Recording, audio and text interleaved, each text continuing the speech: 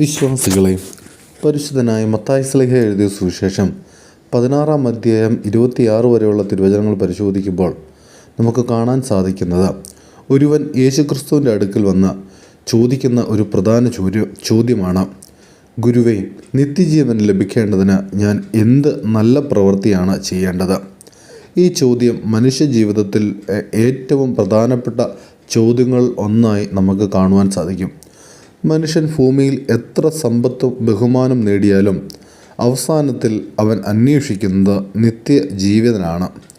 ഈ വചനഭാഗം നമ്മെ 3 പ്രധാന ആത്മീയ സത്യങ്ങളാണ് പഠിപ്പിക്കുന്നത്. 1. കൽപ്പനകൾ പാലിക്കുന്ന ജീവിതം.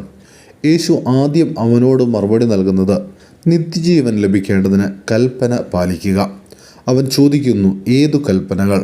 അപ്പോൾ യേശു മറുപടി നൽകുന്നുണ്ട്: കൊല ചെയ്യരുത്, വ്യഭിചാരം ചെയ്യരുത്, മോഷണം ചെയ്യരുത്, കള്ളസാക്ഷ്യം പറയരുത്, അപ്പനെയും അമ്മയെയും ബഹുമാനിക്കണം, അയൽക്കാരനെ സ്വയം സ്നേഹിക്കുന്നത് പോലെ സ്നേഹിക്കണം. ഈ യുവാവ് തിരികെ മറുപടി നൽകുന്നു: ഇവയെല്ലാം ഞാൻ ബാല്യം മുതലേ പാലിച്ചിരിക്കുന്നുവെന്ന്. പരിശുദ്ധനായ സെൻറ്റ് ജോൺ ദ ക്രിസോസ്റ്റം ഇങ്ങനെ പറയുന്നുണ്ട്: കൽപ്പനകൾ പാലിക്കുന്നത് ആത്മീയ ജീവിതത്തിൻ്റെ അടിസ്ഥാനമാണ്. പക്ഷേ അത് മാത്രം മതിയല്ല, ഹൃദയം മുഴുവനും ദൈവത്തിന് സമർപ്പിക്കണം.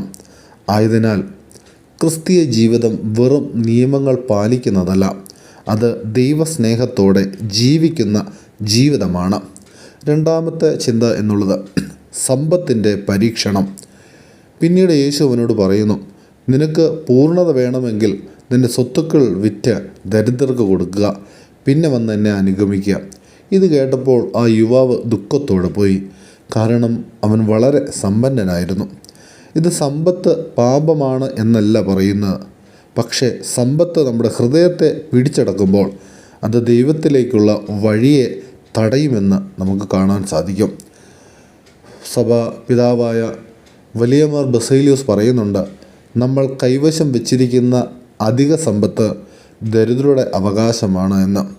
അതായത് സമ്പത്ത് ദൈവത്തിൻ്റെ അനുഗ്രഹമാണ് എങ്കിലും അത് പങ്കിടാനുള്ള ഉത്തരവാദിത്വവും നമുക്കുണ്ട്.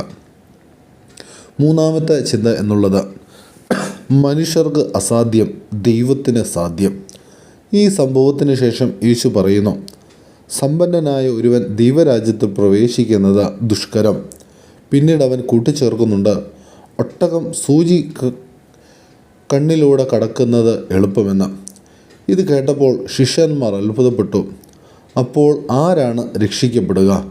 യേശു തിരികെ മറുപടി